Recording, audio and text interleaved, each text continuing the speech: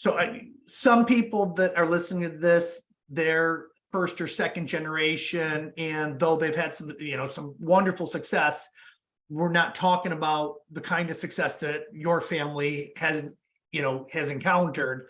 So I want to just unpack that a little bit, if that's okay, because I think it's helpful as we start to talk about, where we're going with this, this conversation. It'll be helpful as a frame of reference.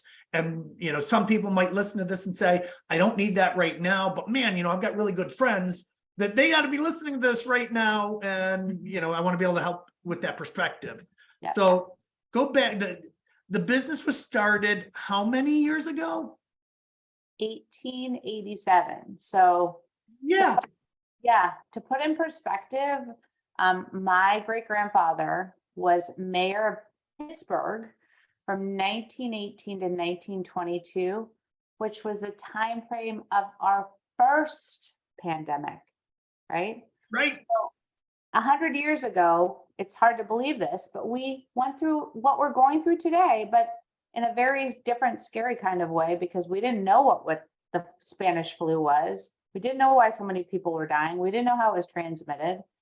So he had to lead a city through a really hairy, precarious, devastating, medical catastrophe. So a lot was going on. So he was involved in politics. He was involved in business. He was really one of those sort of early, entrepreneurs of the industrial age. Yeah. And so when we look at fast forward to when you started, to get on involved, there was enough wealth there. There was enough operating businesses that the family controlled. Many, like you said, thousands, or not 10 or 15, but hundreds of businesses. You had a family board of directors, which some people that they never get to the point where we need a family board of directors. So let me, I know we're going to have more conversations about this, but yeah. Why would you need a family board of directors? That doesn't make sense to a lot of people. As I'm running my very successful, I do 30, I do 80, I do $100 million a year of revenue in my business. Where does a board of directors come in for the family? So the board of directors, I can't tell you when it first originated, but I know it originated very early on in our family's corporate history. And a lot of it was because, again, we had a lot of different businesses that were owned, but not always completely owned equally. So there was shared ownership across not one branch, but multiple branches, right? If I'm the fourth generation and Evie has Fred and Oscar as brothers, and he's got lineal owners. So now there's shared owners across different generations, different cousins, distant cousins. And so the board became a really important structure for governance and ownership oversight and decision-making. And we would have shareholder meetings. So we would bring, family stakeholders together and discuss things in a broader forum. But our board was really responsible for oversight of the management, the leadership in all these different companies, overseeing things like compensation and planning, budgeting. So there was finance, there's a lot of different things that the board had oversight on. And so we needed a family business board fairly early on because of how ownership got spread. And, another thing that happens quite frequently in multi-generational family businesses is not all family want to remain engaged, right? So some families were saying, you know what, I kind of want to get out of that entity or that partnership.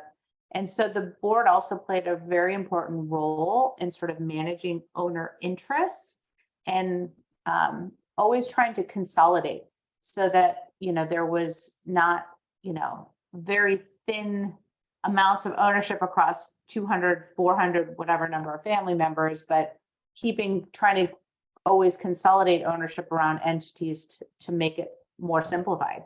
Yeah. If that makes sense. Yeah, 100%. I mean, so I had a the previous guest on the show was Lodge Cast Iron.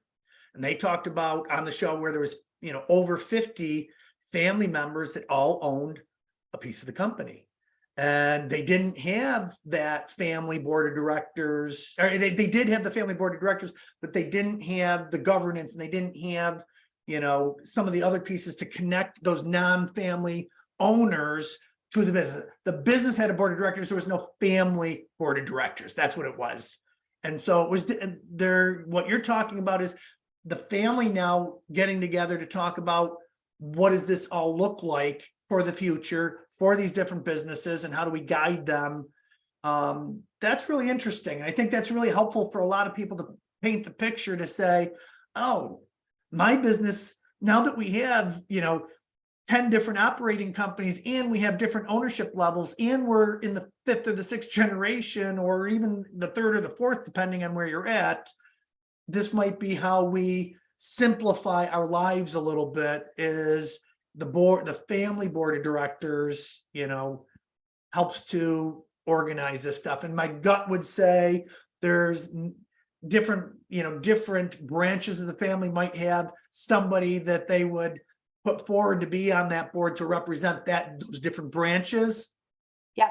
So for example, the whole reason I was put on the board was because my family, like other branches of the family, had provided some additional capital and liquidity for certain businesses. And I said, we would like a family member to participate on the board on our behalf.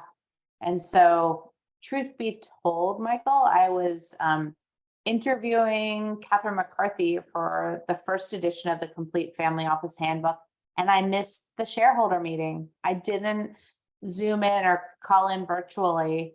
And so while I'm interviewing Catherine, my sister is texting me saying, oh, they're talking about adding board seats. Oh, mom just asked if my brother Chad or Cricket wanted to be on the board, and they said politely no. So they said, oh, Kirby will have to do it. So that is honestly the lesson I learned, is never miss a shareholder meeting, especially when the board might be under construction and you end up getting assigned a board seat. That's right. Quick, everybody touch their nose, and last one to do it. Oh, Kirby's not here. You're it. Exactly. That's hilarious. Well, thank you for that. I think it's just helpful for many people that have not heard, about those things before. And as families grow, it's important to understand that there are, ways of doing this that have been done before you already.